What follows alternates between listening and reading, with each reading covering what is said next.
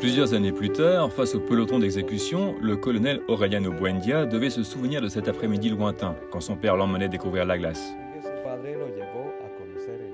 Plusieurs années plus tard, devant les lecteurs du monde entier, Moyenne devait se souvenir de ce jour d'hiver en 1984, quand il a lu pour la première fois Gabriel García Márquez à la librairie Wang Fujing.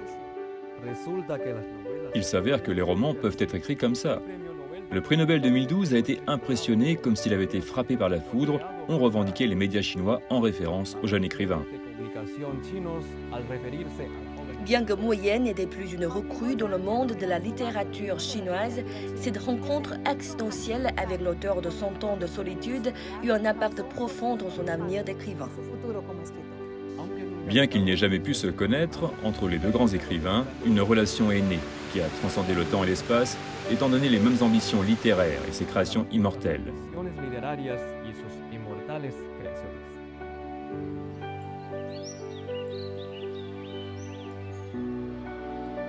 En Chine, on l'appelle « Zhi He Zhi, Bu Yi Shanhai Wei Yuan ». Littéralement, ni les montagnes ni les mers ne peuvent séparer ceux qui ont les aspirations communes.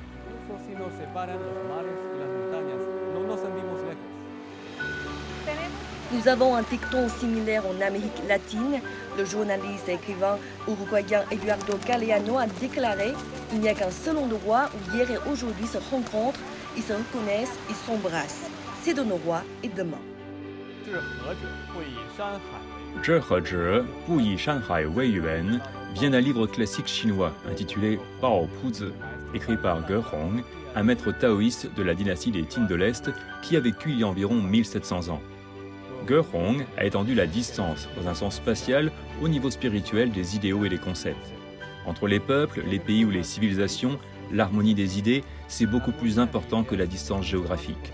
Tant que tu t'engages sur le même chemin, la même fin sera atteinte.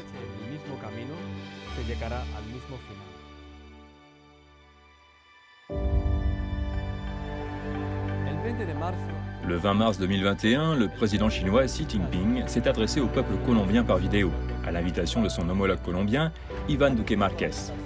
Pendant son discours, le président chinois a cité un dicton « Ni les montagnes ni les mers ne peuvent séparer ceux qui ont des aspirations communes ». Une manière de souligner que l'immensité de l'océan Pacifique n'empêche pas l'amitié profonde existant entre les peuples chinois et colombiens.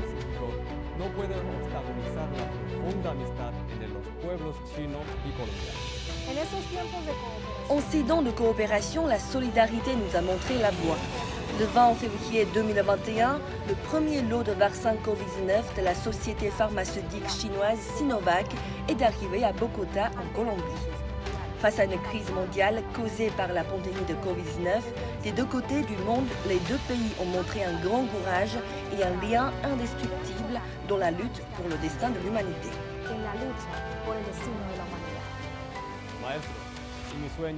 Professeur, dans mon rêve, nous buvions du café colombien ensemble, et le café a le même goût que le thé vert de Chine. Telle fut la salutation que Moyenne adressa un jour à García Márquez, ainsi qu'il le relata en 2015 devant des lecteurs à Bogota. Cette rencontre littéraire dans une librairie chinoise il y a des années a non seulement profondément influencé l'œuvre de Moyenne, mais a aussi laissé, d'une certaine manière, une empreinte sur la littérature chinoise contemporaine. L'influence que la littérature latino-américaine a eue sur la Chine fait maintenant chemin inverse avec la traduction des œuvres littéraires. Aujourd'hui, l'Amérique latine lit la Chine comme la Chine avait lu l'Amérique latine hier. Ensemble, nous avons voyagé du réalisme magique au réalisme hallucinatoire. La langue n'est plus une limite. C'est une invitation à échanger des idées et des mots. Ceux qui ont des aspirations communes seront des compagnons de voyage. L'exemple de Gabriel García Márquez et de Moyenne, issus de différentes générations de différentes civilisations, montre que les idéaux communs prennent racine et portent des fruits. Quelle que soit la distance qui les sépare, les peuples du monde partageront une prospérité commune si nous aspirons à transformer notre planète en une belle maison.